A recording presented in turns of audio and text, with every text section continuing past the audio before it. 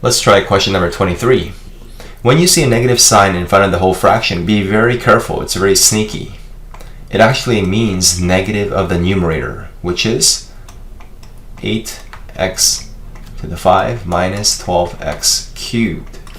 And when you have a negative sign, it actually means negative 1 multiplied by the first term and the second term. So let's just copy the denominator. So this is equivalent to all the signs being switched. So instead of negative 12x cubed, we have 12x cubed. And instead of positive 8x to the 5, we have negative 8x to the 5. You don't have to switch these left and right, but it's up to you. And so what we have here now is a fraction where there's two terms on the top and one term on the bottom. And when you see this pattern, you could think of the heart of love. See a heart symbol there. And sometimes hearts are broken. So we have 12x cubed over 6x cubed minus 8x5 over 6x cubed. So if you don't see where this came from, think of the very simple question. What's 7 over 5 minus 1 over 5?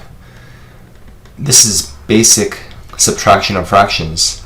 And when you see there's two separate terms, it's equivalent to having a common denominator 5, and 7 minus 1 is the numerator. You can see that's similar to what we just did over here. So there we go. We could break it down to two terms here, and now we can divide top and bottom. 12 divided by 6 is 2, and the x3's, they just cancel. And the minus sign remains minus. 8 over 6 becomes 4 over 3. We're just simplifying. And x to the 5 over x3 becomes x squared because we're subtracting the exponents.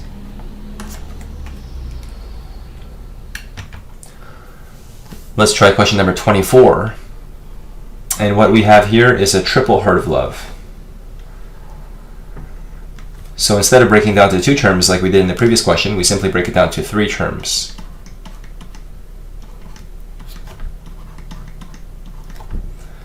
We have a plus sign here.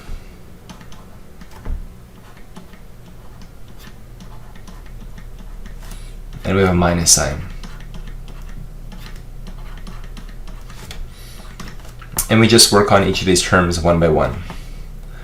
What's 20 divided by 5? It's 4. And we're subtracting the exponents. 10 over 5 is 2. And t3 divided by t2 is simply t. t to the 1 means t. Minus, the 5's cancel and the t's cancel, leaving just a 1. Same divided by same is just 1. So this looks pretty simple to me. Looks great. Alright, one more, 25. We have the same base here, so we're just going to add the exponents. This becomes 2 plus 1/2. So this is not that hard. So what is 2 plus 1/2? It's 5 over 2. Just a friendly reminder about exponents.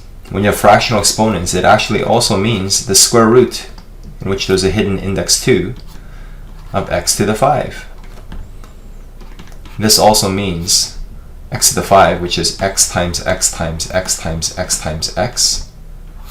And recall that you can actually convert entire radicals to mixed radicals by bringing things out of the square root sign. So we could bring out a x here and x out here. For every pair of x's, only one breaks out. So this becomes x times x root x, which means x squared root x. And you can confirm this fact that these two functions, y equals x to the 5 over 2 and y equals x squared root x, is the same on Desmos.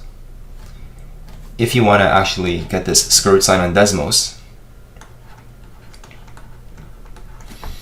you could say y is equals to x squared.